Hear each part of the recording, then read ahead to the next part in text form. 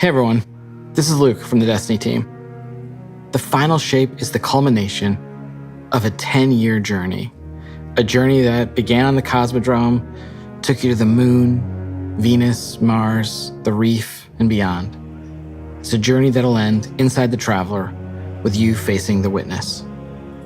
But facing the Witness is not the end of Destiny 2, and it's definitely not the end of Destiny.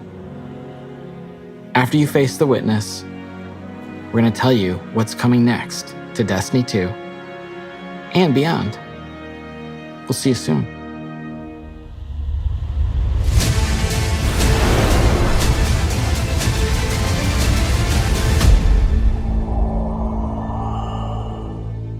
The Final Shape has been an amazing project to work on. The amount of creativity, the amount of design work, the amount of all these elements coming together has been inspirational. I was like, are you guys seeing this? Are you guys seeing this? It looks awesome. I think that we're going to have a pretty big impact, and it's going to shake things up a lot. And we just wanted to give you a glimpse of what we're working on.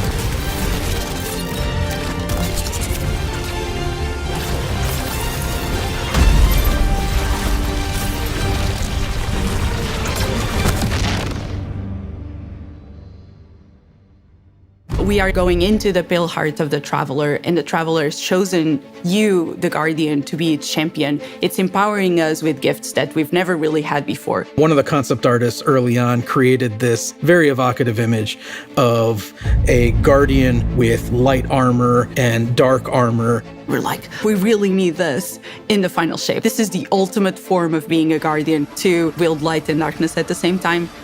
We built Prismatic exactly to be that. Prismatic is the new subclass in the Final Shape where you can combine certain class abilities from different damage types together. Getting light and dark and mastering it. No one's done that before. Like the Witness is manipulating the energies like this, but the Witness is not a master of light and dark. You are. The Guardian is. Players are. In Prismatic, underneath your super bar, there's a light meter and a dark meter. As you deal damage with either light damage or dark damage, it fills the respective sides of the meter. Once both sides are full, you get this new level of power that we're calling Transcendence. I love Transcendence because you do these cool motions. For Warlocks, we have this cool like mystic pose. Hunters are gonna do this cool like... The Titan one where you just go... While you're Transcendent, you get a new, unique grenade that combines both light and dark together. The Hunters get this fire and ice combo. Titans, Strand, and Arc. For the Warlock, Stasis and Void together. You have a weapon damage bonus that stacks on top of other weapon damage bonuses. Your grenade and melee are both instantly refunded when you cast Transcendence, so you can loop them together, one after the other. That's really exciting. That is so good. We're kind of thinking about Prismatic as this advanced subclass where you have more build crafting options, more potential combinations, more fragments than you normally get, more fragment slots to socket them than you normally get. That is a lot of combinations. 2,300. No, I'm just kidding. I don't know. I'm just the art director. I think that Prismatic feels like you are doing combinations you shouldn't be able to do. It feels a little game breaking, I'm not gonna lie. A little bit?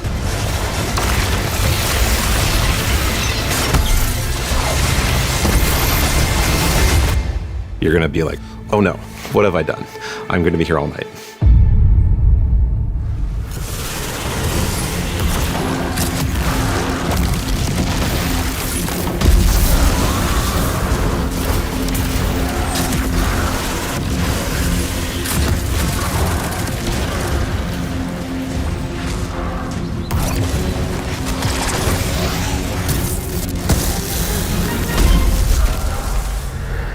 It's not just about the mastery of light and dark. It's not just about using multipliers at the same time. It's about figuring out how they work in concert in really interesting ways. We're transcending kind of the bounds of light and darkness. There's all these subclasses that really resonate with people, and now you can finally combine those and make your own Guardian feel very uniquely you. This like really opens up the doors for unexpected, like really wild stuff. I love being a hunter and having gunpowder gamble and blowing them up.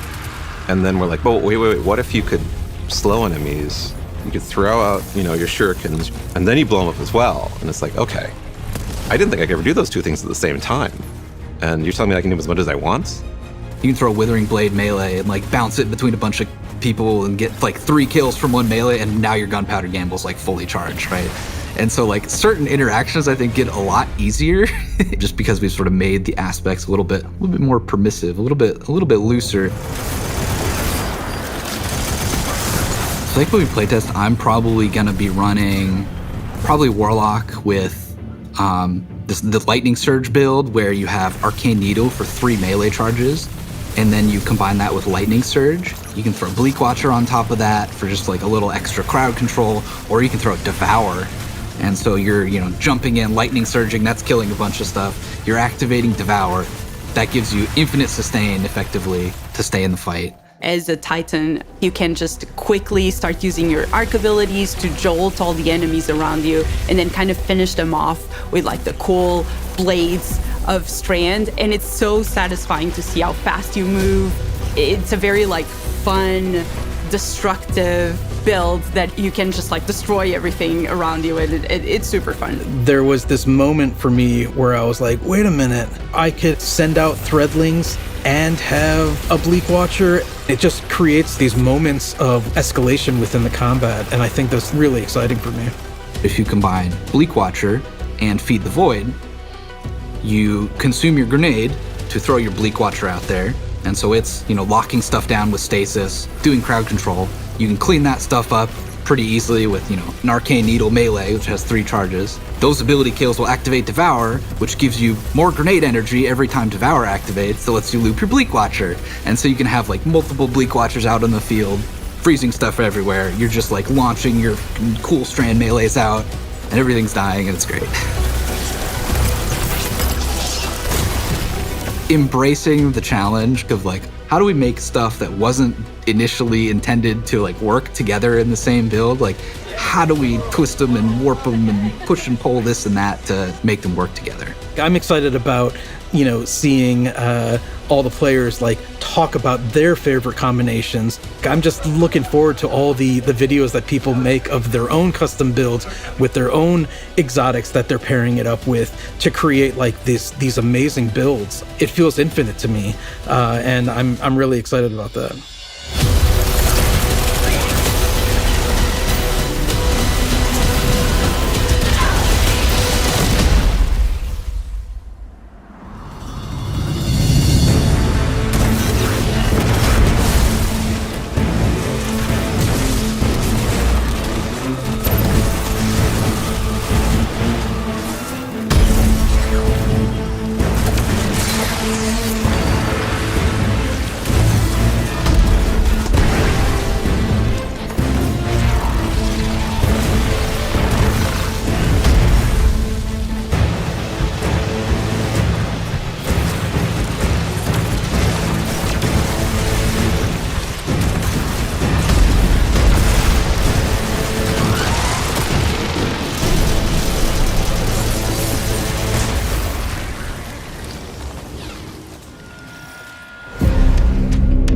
In the final shape, we're going to be making these new exotic class items. These new exotic class items allow you to steal perks from other exotics and combine 2 perks together into one single exotic. The perks that come on them are actually random rolled. One thing that is going to be fun is to chase these perks and then find different combinations that work really well.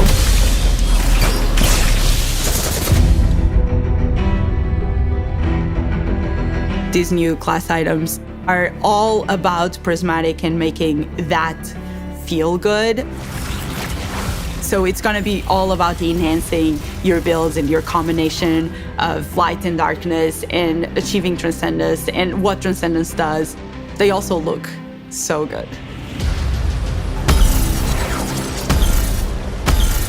With these class items, we wanted them to stand out as special. They have these 2 perk columns that take aspects from other exotics. Exotic class items are going to let you do things that other classes consider their own, but now they're yours. I managed to get, for my slow 'em down, blow 'em up hunter build, a roll on the exotic cloak that made it so powered melee kills caused enemies to ignite, and also I could get an extra dodge charge, so I could do an extra slow charge on enemies at the same time. We wanted to feel a little broken. It definitely felt like I had 2 exotics on my cloak, which is kind of the intention. We want that to feel like you're bending the rules a bit. It just opens up the space for mix and matching in a way that I think is going to just be fun to see what combinations people find and like and what becomes the meta.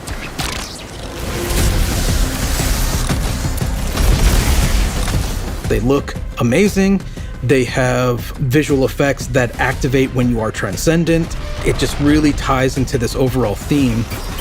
But on top of that, the gameplay with basically stealing exotic traits from other exotics, and even from classes that aren't you, adds this element of spice to them. And the fact that it's random rolls, you're going to want to keep looking for the right one for your builds.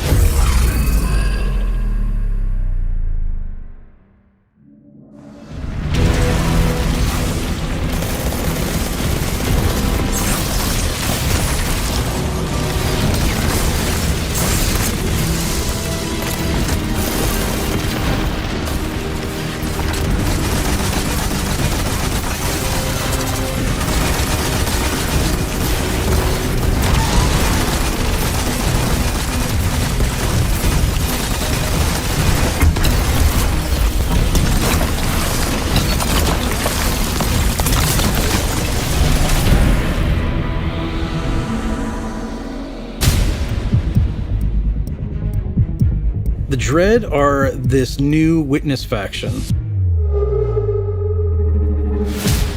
When you see these new characters, not only do they look unique and new, but you see like a through line that we've been building through the years that connects it all together. And you've seen a member of the Dread before. You might remember seeing the Tormentor make a big appearance last year. Well, that was just the first one. You have like this slate of new enemies with like the Tormentor and the Subjugators and the Weaver and the Attendant and the Grim and the Husk. This is like the embodiment of the Witness in these new enemies.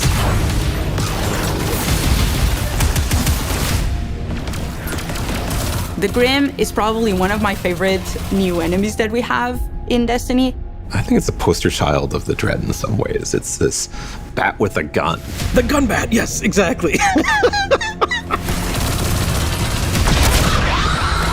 It does a scream and it swoops all around the battlefield. It's a profile we've never seen in Destiny. You are facing now the first flying character with actual wings. They can screech, and if that hits you, it suppresses your abilities. It also slows you down. It was something that immediately appealed to the team and made us think, we have to do this. We have to make this character. The Husk is this melee bruiser who has these incredibly dangerous looking blades, and they're going to do these cool acrobatic attacks. They hurt. They have two of these very sharp melee weapons, and they just come charging with those things and will just slice and dice. They are really dangerous, especially in groups. If you manage to kill the Husk, you have to be careful, because if you kill it the wrong way, what's inside of the Husk, the Geist, is going to pop out and it's going to seek you out. A Geist has killed me, more than I care to admit.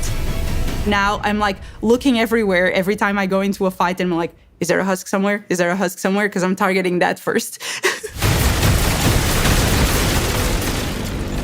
The Weaver and the Attendant are our Strand and Stasis scions that have been reshaped by the Witness. We wanted to show like the influence of darkness powers on these characters. They have a stasis ability that can shoot at you that will freeze you. They have a strand ability that will pull you across the battlefield. The fact that you can get suspended and frozen in place just adds a big new dynamic to the fight. The Weaver does something we've never done before. It'll shoot out this complete, powerful strand wave. If that thing hits you, it's almost like a rubber band. It like pulls back and like snaps and that pulls you towards that character. As one character doing that to you, yeah, you can handle it. As soon as there's multiple characters trying to pull you in different directions towards you, you have to approach it in a different way.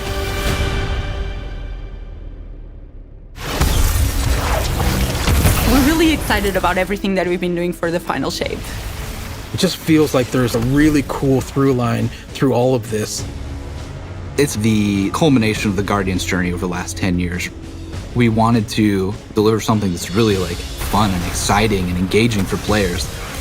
It is amazing to see this initial inspiration carried all the way through to become a reality in the final shape.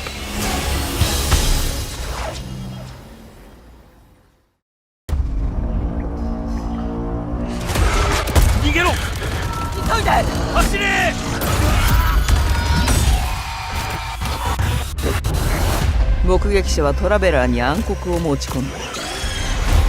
敵とする者を殲滅できてしまう。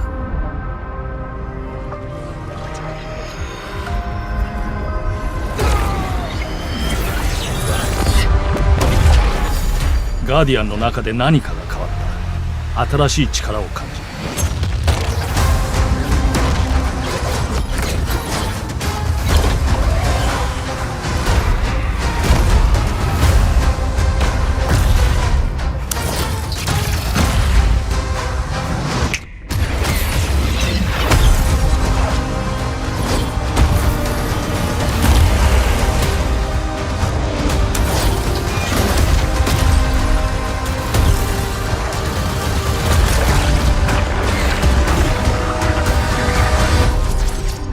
ガーディアン、この力を使ってこの暗い場所では勇敢にね。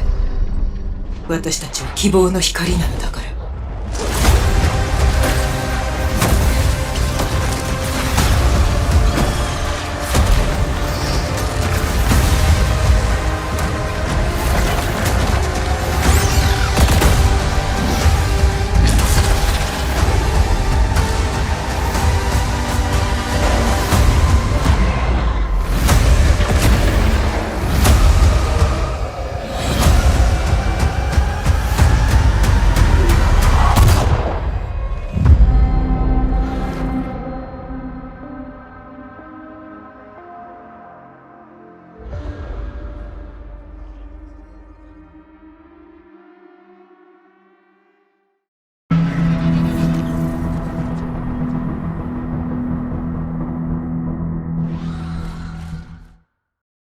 最終形態が迫り、目撃者の勢力がシティの境界へと押し寄せる中、ヴァンガードはシャックス教に対し、彼が密かに所蔵する禁じられた武器についてその使用を許可した。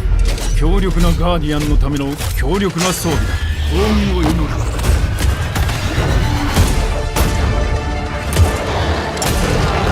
扱いには気をつけろ。かつては異端とされた武器も今や給与の一策としか映らない。うまく活用してくれると信じている。戦いに役立てろ。時間稼ぎにしかならなくても反撃しないという選択。どんな打ち合いを見られるのか楽しみだ。素晴らしい。よし。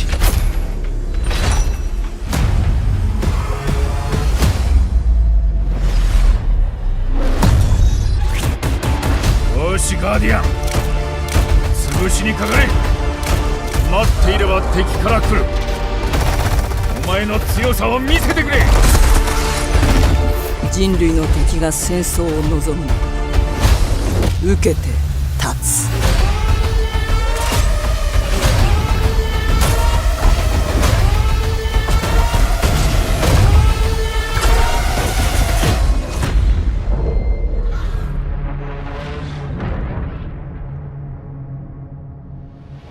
発想力を磨いているな。